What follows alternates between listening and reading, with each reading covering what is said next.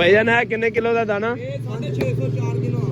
ओ जी अशरा दिया 5 किलो का दाना, 5 किलो का दाना 650 का किलो पर केजी। ये ना समझा मछली मार्केट में एक साल नहीं है वे वो मैंने YouTube पे वहा दे। हाँ YouTube आवेगा तो देख लवी। पंजाब स्पेशल हाँ लोग ही बना रहे हैं। हाँ फोन नहीं करता हूँ। लो जी भाई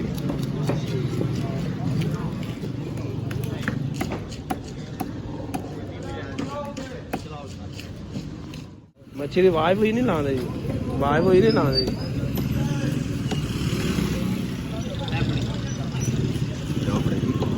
मेरे को लै लो हैवी फिश समझ जाओ के खाने वाली वाली कि फार्म वाली? फार्म भी दरिया भी सही ये उन तो लोन लाओ जी जड़ा ने मतलब लोन ला देना। नमक लगाएंगे घंटे बाद धो के यूज करेंगे। अच्छा अरबी होगी, फिश होगी, आलू हो गए, उनको नमक लगाना पड़ता बना के। अच्छा वाह हमारे पास ये हमारा जज इधर जी जज मछली मसाला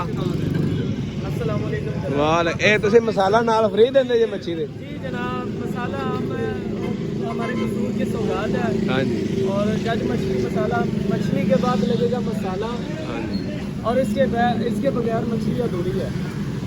देखो दोस्तों ये मसाला है बड़ा अलग जितो मच्छी लो नाल मसाला लो मजे नाल जाके फ्राई करके खाओ। ठीक है जी भाई जी। ये मसाला होता है जनाब भावे सब्जी जे मुर्गी जे कच्चे जैसे अदरक थोड़ा पाओ जितने जो मर्जी इस्तेमाल कर सकते। वाह जी वाह ये मसाला भी आप लोग इस तरीके का होता है जबरदस्त। मच्छी तो बगैर किसी और सब्जी च भी पा सकते हैं। अदरक थोड़ा पाओ जी शायद जो मर्जी यूज करो। ठीक है जी होवे ते ट्रिपल गुना वापसी। मेहरबानी जी सही है। तुम किधर जा रही हो ओ भैया? हो गया तैयार काम? जरा रेट दसना। 550 रुपया किड्डे दाने का? लो जी डॉक्टर साहब ठीक है ना हुन? अगे एक बंदा कहना पे 5 किलो तो 1 तोला भी मच्छी घट हुई ना तुंदे कंडे? नहीं 2 किलो।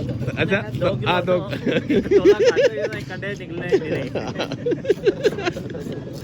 सानू तो डरा ही दिता है ते इसलिए डर करदे हैं। हां ਅਸੀਂ 2 किलो ਤੇ 2.5 किलो वाली फिर ले ਲਈ। अगो बंदा पढ़ा लिखा वकील टाइप लगदा पे ਅਸੀਂ बोले भी नहीं ਹੁੰਦੇ अगो हैं।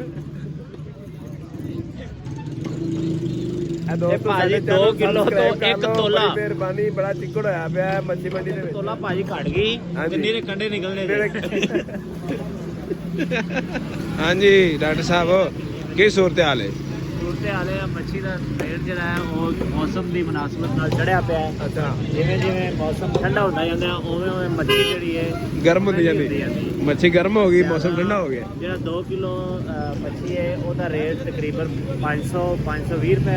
ਅੱਛਾ ਜਿਹੜੀ 2.5 ਕਿਲੋ ਹੈ ਉਹਦਾ ਵਜ਼ਨ ਰੇਟ 550 ਰੁਪਏ ਤੋਂ 580 ਰੁਪਏ ਕਿਲੋ ਹੈ। ਹੁਣ ਆਪਾਂ ਕਿਹੜੀ ਲੈਣੀ ਹੈ? ਹੁਣ ਅਸੀਂ ਕੋਸ਼ਿਸ਼ ਕਰਦੇ ਹਾਂ ਕਿ 2 ਕਿਲੋ ਵਾਲੀ ਲੈ ਲਈਏ ਤਾਂ ਕਿ ਰੇਟ ਤੇ ਰਹਿਤ ਹੋ ਜਾਵੇ।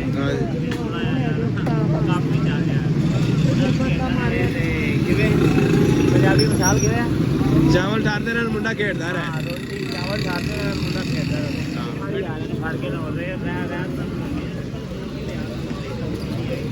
ਇਹ ਕਿ ਤੋਲੀ ਨਹੀਂ ਸੀ? ਸਾਨੂੰ ਕੋਈ ਪਤਾ ਨਹੀਂ ਲੱਗਾ ਕਿਤੇ 150 ਗ੍ਰਾਮ ਹੋਈ ਸੀ ਉੱਤੇ। 1 kilo 150 gram 1 kilo 150 gram 350 gram ਮੈਨੂੰ ਤਾਂ ਦਿਸਿਆ ਹੀ ਨਹੀਂ ਦਾ। ਜਾਓ ਤੁਸੀਂ ਨਾਲ ਜਾਓ। 1 ਮਿੰਟ ਕੋਇਆ ਵੇਖ ਲੈ। ਹਾਂ ਵੇਖ ਕੇ ਆਓ ਜ਼ਰਾ। हैं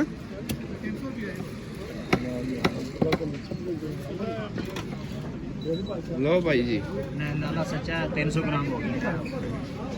ओ कैटो इधर क्या कर रही हो ਦੋਸਤੋ?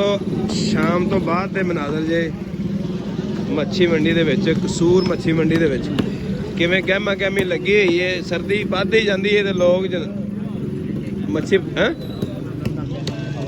ਅੱਛਾ ਨਹੀਂ ਉਹ ਵਿਖਾਏ ਨੇ ਸਾਰੇ ਗਾਹਕ ਵਿਖਾਏ ਨੇ ਉਧਰ ਅੱਗੇ ਤੇ ਗਏ। ਅੱਛਾ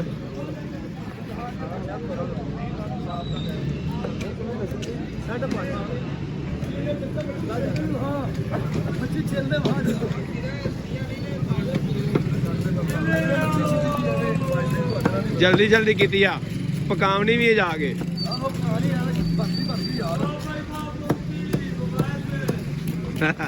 कसूर की सबसे बड़ी मछली मार ਉਹ ਬੰਦਾ ਕੀ ਕਹਿੰਦਾ ਪਿਆ ਭਲਾ ਮੌਂਕੀ ਮੋਬਾਈਲ ਮੇ ਸਮਝ ਆਈ ਜੇ ਮੌਂਕੀ ਮੋਬਾਈਲ ਉਹਨਾਂ ਦੇ ਕੋਲ ਜਾਂਦਾ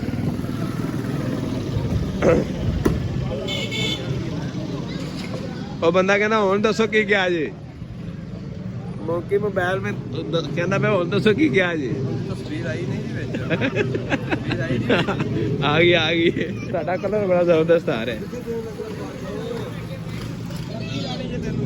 ਲੱਕੀ ਰਾਣੀ ਸਰਕਸ ਕਸੂਰ ਸਿਟੀ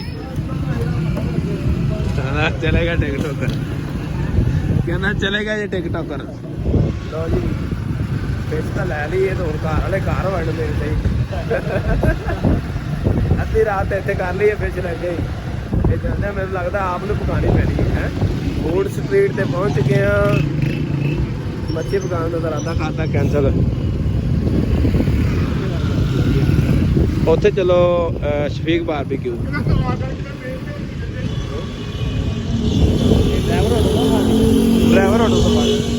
ਡਰਾਈਵਰ ਆਟੋ ਤੋਂ ਲੈ ਲੈਂਦੇ